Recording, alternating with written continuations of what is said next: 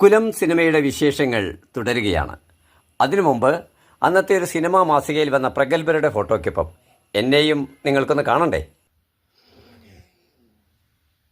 ഈ മാസികാ ചിത്രത്തിൽ സംവിധായകൻ ലെനിൻ രാജേന്ദ്രനെയും ഇന്ത്യയിലെ വിവിധ ഭാഷകളിൽ ക്യാമറ ചലിപ്പിച്ചിട്ടുള്ള ദേശീയ അവാർഡ് ജേതാവ് കൂടിയായ മധു എമ്പാട്ട് എന്ന പ്രശസ്തനായ ക്യാമറാമാനെയും എട്ടുവീട്ടിൽ പിള്ളമാരായി അഭിനയിച്ച തിലകൻ, നരേന്ദ്രപ്രസാദ്, ജഗദീഷ് ശ്രീകുമാർ, പറവൂർ രാമേന്ദ്രൻ, ജോസ് പെല്ലിശ്ശേരി, ഏലിയാസ് ബാബു, വിജയൻ പെരിങ്ങോട് തുടങ്ങിയവരെ ആദ്യം നമുക്ക് ശ്രദ്ധിക്കാം.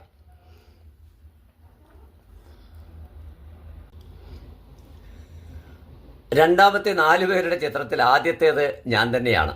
രണ്ടാമത്തേത് എൻ്റെ കൂടെ ജോലി ചെയ്ത ബാബുചേട്ടൻ, അതേപോലെ തന്നെ ഷൊർണൂർക്കാരനായ അസോസിയേറ്റ് ഡയറക്ടറുടെ എൻ മുരളി, എൻ്റെ ഈ സിനിമയിലെ പ്രൊഡക്ഷൻ എക്സിക്യൂട്ടീവായി എന്നെ നിയമിച്ച അരവിന്ദൻ കണ്ണൂർ, എൻ്റെ പ്രിയപ്പെട്ട സുഹൃത്ത്.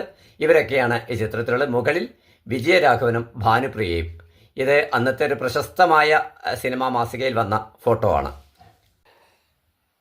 പ്രഗത്ഭനായ കവി ഡി മധുസൂദനൻ നായർ എഴുതിയ പാട്ടുകൾക്ക് MG രാധാകൃഷ്ണൻ സംഗീതം പകരുകയും അതോടൊപ്പം തന്നെ മേക്കപ്പ് മാൻ പട്ടൺ റഷീദും അതേപോലെ പാടിയത് SP ബാലസുബ്രഹ്മണ്യവും ചിത്രയുമൊക്കെ ആവുമ്പോൾ നിരവധി പ്രഗത്ഭരായൊരു കലാനിരയുടെ ഒപ്പം തന്നെ വർക്ക് ചെയ്യാൻ ഈ സിനിമയിൽ എനിക്കായത് എൻ്റെ സിനിമാ ജീവിതത്തിലെ തന്നെ വലിയൊരു ഭാഗ്യമായിട്ടാണ് ഞാൻ എന്നും കാണുന്നത്.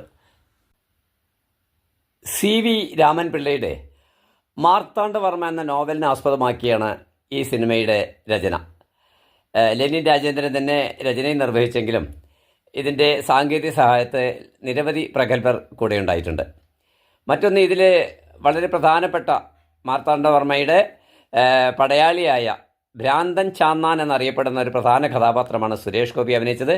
കുമാരൻ എന്ന് പറയുന്ന ഒരു കഥാപാത്രം വിജയരാഘവനും, സുഭദ്ര എന്ന് പറയുന്ന സുന്ദരിയായ നായികയായി ഭാനുപ്രിയയും അഭിനയിച്ച ചിത്രമാണിത്. ഈ സിനിമയിലെ കുറേ അനുഭവങ്ങൾക്ക് മുമ്പ് ആദ്യം തന്നെ എന്നെ ബാധിക്കുന്ന ഒരു തമാശയാണ് പറയുന്നത്. ഷൊർണൂരിലെ അന്നത്തെ തീവ്ര കോൺഗ്രസ്സുകാരനായ ഞാൻ സഖാവ് ലെനിൻ രാജേന്ദ്രനൊത്ത് കാറിൽ പലവട്ടം സഞ്ചരിക്കുന്നത് ചില സഖാക്കൾ നോട്ടമിട്ടു. അവർ പതുക്കെ ലെനിൻ രാജേന്ദ്രനായിട്ട് തെരഞ്ഞെടുപ്പ് വന്നുകൊണ്ടല്ലോ വിളിച്ചു, എന്താണ് സഖാവ് ഇത്? ആരാണിങ്ങനെ കൂടെ നടക്കുന്നത്? അതാരാണെന്നറിയോ? മുടിഞ്ഞ കോൺഗ്രസ്സുകാരനാണ്, സഖാവിനെ കേട്ട് പാര പണിത് പ്രസംഗിച്ച് നടന്നിട്ടുള്ള ഒരു വിദ്വാനാണ് എന്നൊക്കെ പറഞ്ഞ് സഖാവിനോടങ്ങ് അറിയിച്ചു വിവരം. ഇത് ഞാൻ അറിയുന്നത് പിന്നീടാണ്.